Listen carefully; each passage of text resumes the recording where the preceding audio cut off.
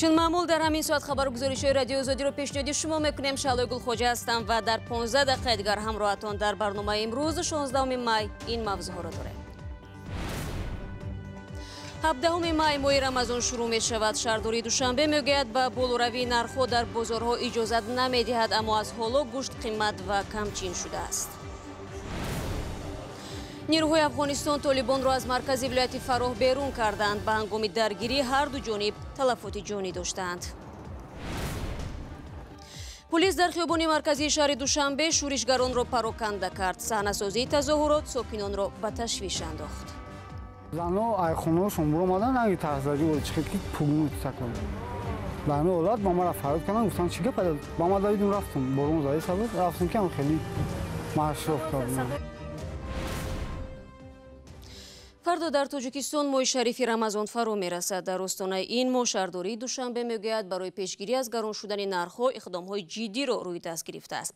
مسئولین شهرداری گفتند محصولات ضروری در بازارها تامین است و باور دارند که نرخ محصولات نیازی اولیه از جمله گوشت بالا نمی‌رود. اما براد یوسفی واقعیت دیگر را مشاهده کرد.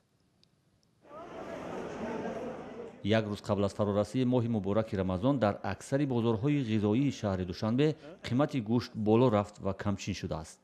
مسئولان بازارها برای جلوگیری از افزایش این محصولات سرخرید تاجران را اجازه ندادند که نرخ را بالا برند.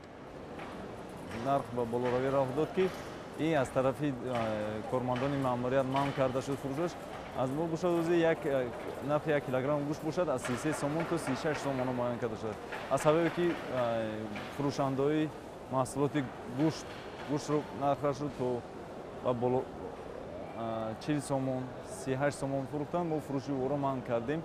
هرچند صفت گوشت با قیمت از 33 تا 36 سومانی در بازارها با خریداران چندان مقبول نیست، اما گوشت فروشان میگویند آنها با این نرخ نمیتوانند گوشت بهتر را به فروش برآورند.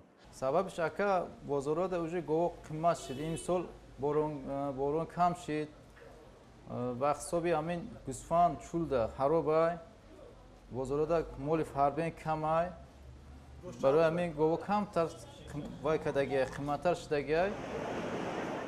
قیمت دیگر انواع غذا در کل بازارهای پایتخت نچندان تغییر کرده است. مسئولان بازارها با تأسیس یارمارکه‌های فروش محصولات از بالاروی محصولات نیاز اولیه به جز گوشت جلوگیری کردند. در بازار مهرگان دوشنبه 2 هفته اخیر یارمارکه فروش محصولات نیاز اولیه برگزار می شود. نظر به پیشتر تغییر یافته است. پایان شده تو بالا شده. پایان. پیشتر مثلا چه خیلی بود؟ پیشتر مثلا پیاز 2 سوم بود.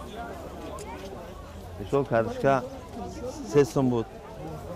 بازی اردوان نداشتم 80 تا پیاز 70 درهم، برنج 5 سوم 5 سوم، مثلا شکر 5 سوم 5 سوم. همین خیلی ما خرید کردیم. قیمت و کمچین شوی محصولات نیاز اولیه خصوصا گوشت چاروا در عرفه عید و ماه مبارک رمضان تجربه نو نیست. سالهای گذشته نیز چنین بود. شهردار سابق دوشنبه با استفاده از مقامات انتظامی از بالاروی قیمت‌ها جلوگیری می‌کرد. رو می‌ریم به موضوع دیگر. مقامات افغان میگویند که حمله گروه طالبان به مرکز ولایت فراه به عقب زده شد. به گفته آنها روزی گذشته حدود 1000 نفر جنگجوی طالب به شهر فراه واقع در غرب افغانستان هم مرز با ایران حمله کردند. در درگیری‌های 2 روز اخیر 300 تن از افراد طالبان کشته شدند. برای حمایت از نیروهای دولتی، نیروهای علاوگی از ولایت‌های قندهار و هرات رسیدند. هواپیماهای آمریکا نیز در حمایت از نیروهای افغان موضع‌های طالبان را بمباران کردند. تعداد دقیق تلفات از دو جانب در دست نیست.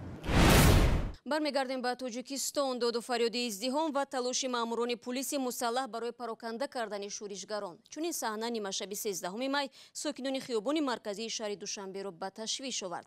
وزارت کارهای داخلی تاجیکستان میگوید این یک مشق معمولی مقامات بود که برای جلوگیری از هر گونه ناآرامی گذرانده شد. زرانگیز نوروزشاه چون و چرای این تمرین را تحقیق و با شاهدان آن صحبت کرد. در تقریبا همین خیابان تعداد زیادی پلیس جمع آمده گروهی به نام تظاهرگران را که با هیاهو میخواهند سوی خیابان مرکزی حرکت کنند از راه میگردانند و از خود دور میکنند. در یک لحظه این نوار هم دیده می شود افراد جمع آمده با پلیس مقابلت نمی کنند و عقب میگردند. شب 13 می صدای اعتراضی گروهی از آدمان و تلاش پلیس برای پراکنده کردن آنها ساکنان خیابان مرکزی شهر را به تشویش انداخت. زنها ایخونه‌شون برآمدن اگه تحصیلی وارد چیکار که پولمون تکون. به همین حالت با ما را فرار کردن گفتن چیکار پیدا با ما دویدیم رفتم برون زای سبب رفتم که خیلی مشروف کردم. بعد خیلی اومدم گفتم خیلی مشروف کردن تصنیف پاکونه جنگ پنگانی سرکون. وزارت کارهای داخلی میگوید این یک مشق معمولی نیروهای انتظامی است که پیوسته برگزار می شود. نقش تظاهرگران را هم در این برنامه کارمندان ساختارهای قدرتی اجرا کردند. بعضی از ساکنان این حالت را عادی و بدون یگان ترس و هراس قبول کردند. میدانید حالا در کشور وضع خیلی معتدل است و جایی برای ترس نیست. وقتی بانگ پلیس را شنیدم فکر کردم یگان نفر قانون را ویران کرده است و پلیس را تعقیب میکند، ولی من تشویش نشدم و این حالت را خیلی عادی قبول کردم. ساکنان تاجیکستان که اکثریت جنگ شهروندی را یاد دارند در هر ازدحام و تجمع سرچشمه ناآرامی می‌بینند و دستگاه ترغیباتی دولت برای شکلگیری این اندیشه تا جای سهیم است. حتما آدم میترسد اگر که میتینگ شود. من خیلی چی میگم، من بیسپردیل میگویند میتینگ شود یعنی که آدمو یادگیرشون میزنند. در تاجیکستان با میتینگ و راهپیمایی‌ها در چهارچوب معین اجازه داده می‌شود. پارلمان کشور با تصویب قانون درباره گردهمایی و نمایش‌ها سال 2014 برای برگزاری میتینگ‌های به اجازت مجازات تعیین کرد. این قانون برگزاری مجلس و گردهمایی‌ها و راهپیمایی‌های آسایشته را به شهروندان تاجیکستان منع نمی‌کند، اما چنین چاره‌بینی‌ها باید با اجازه ویژه مقامات صورت گیرد. طبق این قانون تشبسکاران چنین چاره‌بینی‌ها باید 15 روز قبل از برگزاری گردهمایی و راهپیمایی به حکومت محل‌ها با عریضه مراجعت کنند و زمان و مکان، تعداد و هدف آن را بیان سازند.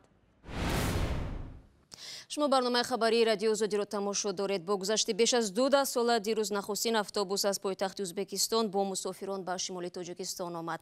این حادثه تاریخی بعد آن امکان پذیر شد که ماه مارس امسال دو همسایه کشور مرز را برای شهروندان یکدیگر باز کردند. به زودی اولین مسافربرها از دوشنبه به بخارا و دهنه و ترمیز، از پنجکند باشد به سمرقند فعال می شوند. که مرسیتا گزارش می‌دهد. بعد از 26 سال توقف، نخستین اتوبوس مسافربر از تاشکند وارد شهر خوجند شد. خوش آمدید به خوجند باستان. 45 نفر با شمول مردم عادی، نمایندگان نهادهای دولتی، شرکت‌های نقلیاتی ازبکستان و سیاحان و خبرنگاران از جمله مسافران بودند. خط سیر ما هر روزه ساعت 8-12 به راه میبراند. مسافه خط سیر خوجند تاشکند 175 کیلومتر را تشکیل میکند. تقریبا 4 ساعت مدت 4 ساعت ما این راه را طی می‌نماییم تا به شهر خوجند برسیم. اتوبوس نصف روزی 15 می به مرکز سوغد رسید. مهمانان را در ایستگاه راه ابریشم خوجند مقامات ولایت سوغد و ساکنان پیشواز گرفتند. ازبک و تاجیک خلقlarının دوستلگی تاجیک و ازبک 100 سالها دوست بودند. هیچ کس ما را از هم جدا کردن نمیتواند. دینمان یک است، عنعنه‌هایمان یک است. در مراسم پذیرایی تاکید شد که خط سیر اتوبوس تاشکند خوجند اولی کار است و انتظار می رود در مجموع میان شهرهای دو کشور 12 خط سیر فعال شود و در مرحله دوم باشد ما خط سیر دوشنبه ترمیز رو میکشیم. در خط سیر تاشکند دوشنبه از جانب ازبکستان اتوبوس های شرکت منظره توریسم و از جانب تاجیکستان مسافربرهای ایشن اکسپرس حرکت می کنند. نرخ چیپته ها عین حال از طرف شرکت منظره توریسم یعنی انتقال دهنده جمهوری ازبکستان 50 سومونی نرخ معین شده است. از طرف شرکت اوسیو اکسپرس هم وقتی که ما از اتووکزال راه ابریشمی شهر خوجند به راه میبریم نرخ چیپته 50 سومونی معین شده است. مسئولین هر دو شرکت انتقال دهنده بر اینند که نرخ مقدماتی میتواند تغییر یابد. ما در نظر داریم که در مرحله های بعدی ارزش چیپته پایین شود. حالا با همین نرخ کار را سر میکنیم و بعدا میبینیم که چی میشود. هیئت مهمانان از مکانهای تاریخی و فرهنگی خوجند دیدن کردند. روز 16 می اتوبوس مسافربر از خوجند عازم تاشکند شد. барномаро идома медиҳем. Президенти Тоҷикистон қарори ба се ҷамъияти саҳомӣ тақсим намудани ширкати барқи тоҷикро имзо кард. Эмомалӣ Раҳмон, раиси ҳукумати кишвар, дар ин қарор ба ниҳоду идораҳои давлатӣ дастур додааст то 3 моҳи дигар дар заминаи барқи тоҷик ҷамъиятҳои саҳомиро ташкил диҳанд. Абдулла Ашуров бо ин мавзӯъ машғул аст ва омодаи суҳбат барои посух додан ба суолҳои мо. Абдулло, салом. ба мо нахуст бигӯед ки дар заминаи барқи тоҷик кадом ширкатҳо таъсис меёбанд? салом Шаҳло. тибқи қарори ҳукумати Тоҷикистон ки онро раиси ҷумҳур Эмомалӣ Раҳмон имзо кардааст, дар заминаи барқи тоҷик ҷамъиятҳои саҳомӣ, интиқолдиҳандаи барқ ва ширкати тақсиму фурӯши барқ таъсис дода мешавад. худи ширкати барқи тоҷик танҳо ба истеҳсоли нерӯи барқ машғул хоҳад буд. аслан ин тақсимот ба чӣ хотир аст? чаро мақомот чунин тасмим гирифтанд? Абдулло, масъалаи тақсими ширкати барқи тоҷикро аз ин қабл созмонҳои байналмилалӣ ба ҳукумат машварат дода буданд ки садҳо миллион доллар барои тармиму босозии нерӯгоҳҳои Тоҷикистон ҷудо мекунанд. созмонҳои байналмилалӣ назири Бонки ҷаҳонӣ борҳо ба Тоҷикистон маслиҳат дода буданд дар ширкати барқи тоҷик таҷдиди сохтор сурат бигирад. зоҳиран таҷдиди сохтори барқи тоҷик ки солҳост барои фаъолияти ношаффоф ва қарзҳои беш аз 1 миллиардияш танқид мешавад, зери фишори созмонҳои байналмилалӣ сурат гирифтааст. аммо акнун суоли аз ҳама муҳим, барои мардум чӣ иваз хоҳад шуд? ин тақсимот нархро боло намебарад, нархи барқро? боло рафтани нархи барқ аз эҳтимол дур нест Шаҳло, чун созмонҳои байналмилалӣ мисли Бонки ҷаҳонӣ, Бонки Осиёи рушд дар баробари таҷдиди сохтори барқи тоҷик аз ҳукумат талаб карданд ки нархи барқ боло бурда шавад. бори охир Тоҷикистон дар поёни соли гузаштаи 2017 қимати барқро 15% боло бурд. айни ҳол 1 киловаттсоат нерӯи барқро ширкати барқи тоҷик ба аҳолӣ тақрибан 17 дирам мефурӯшад. ширкати Помир Энержӣ ки сокинони вилояти худмухтори Бадахшонро бо барқ таъмин мекунад, аз ин ҳам гаронтар барқро мефурӯшад. сокинони ин вилоят 1 киловаттсоат нерӯи барқро бо қимати наздик ба 20 дирам харидорӣ мекунанд. ташаккур Абдулло. тафсилоти бештар дар бораи фаъолияти барқи тоҷик ва назарҳои сокинони Тоҷикистон дар бораи нархи барқро дӯстони азиз метавонед дар сомонаи мо пайдо кунед. ва ҳоло шуморо ба дунёи орзуҳои ятимдухтари тоҷик мебарем ки ширкат дар сабқати мусиқии Русия зиндагиашро ба куллӣ тағйир дод. ҳарчанд Меҳрона Ғайбуллоева то даври ниҳоӣ озмун роҳ наёфт, вале акнун ӯро дар ватан чун ҳунарманди хушсадо мешиносанд. ҳамкорони мо дар шаҳри Душанбе ба суроғи Меҳрона рафтанд. меҳрона 4 моҳ аз дӯстон ҷудо буд. дар ин муддати кӯтоҳ чизҳое дид ки барои идомаи роҳи ҳунарияш ҳикматеро ба ёдгор гузошт. медонам беранҷ ганҷ ба даст намеояд. шояд ин ки ҳоло ранҷ мебарам хубиҳо ба бор орад. меҳронаи 17 сола аз миёни 700 довталаб аз Тоҷикистон ба озмуни мусиқии ти супери НТВ-и Русия роҳ ёфт ва то давраи ниҳоӣ аз чеҳраҳои барҷастаи он буд. ман худро ғолиб медонаму чун дигар касон худро дар ин мақом арзанда мебинам.